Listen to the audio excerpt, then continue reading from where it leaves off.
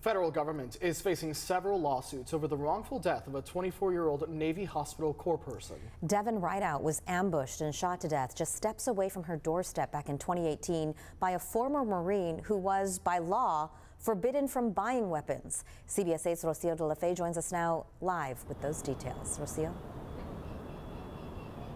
This week, a U.S. district judge struck down and denied the federal government's motion to dismiss this lawsuit, meaning the case will now be moving forward in court. The attorneys representing this case say the tragedy could have been 100% preventable if the government had done its job. Now, nearly 5 years since Devon's death, her mother is seeking to hold the federal government accountable. He had no right to buy a gun. Leslie Wood is seeking justice in her daughter's death. She would be alive today. You would be alive today if not for the negligence. 24-year-old Devon Rideout worked at a medical facility at Camp Pendleton. In 2018, she had just gotten home from work and was walking her dog when she was ambushed by Eduardo Arriola, a former Marine with a long history of mental illness. Under federal law and under state law, he was forbidden from purchasing a gun legally. Arriola was discharged from the military after he was diagnosed with schizophrenia and was declared mentally incompetent. The military failed to submit the shooter's history to the FBI's background check system that ensures that disqualified persons cannot buy weapons. Because of failings of the federal government, as well as the state government, there was never a stop put on that purchase. If the Department of Defense and the Marines had done their job, Eduardo Arriola would have never gotten a gun. Devon Rideout would be alive today. Arriola purchased the gun used in the shooting from Ironsight's shooting range, a gun store in Oceanside. The gun store complied properly with the law.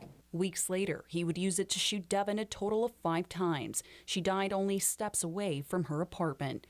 Arriola told police he'd killed her because she was trespassing. Officers later found a list of names inside Arriola's car, including Devon's name and the words RIP written on it. There are major unnecessary failings in the Department of Defense and its failure to comply with its obligations under the law. Now, you might have noticed there were several people standing behind the attorneys and Devon's mother. They belong to 2 local organizations. One of them is Moms Demand Action and San Diegans for Gun Violence Prevention, again standing in solidarity with her and also demanding accountability from the federal government. Rocio, have there been other instances in which criminal data has not been turned over to the FBI? Unfortunately, this is not the first time that the federal government fails to input critical information into the NICS database system, as it's called.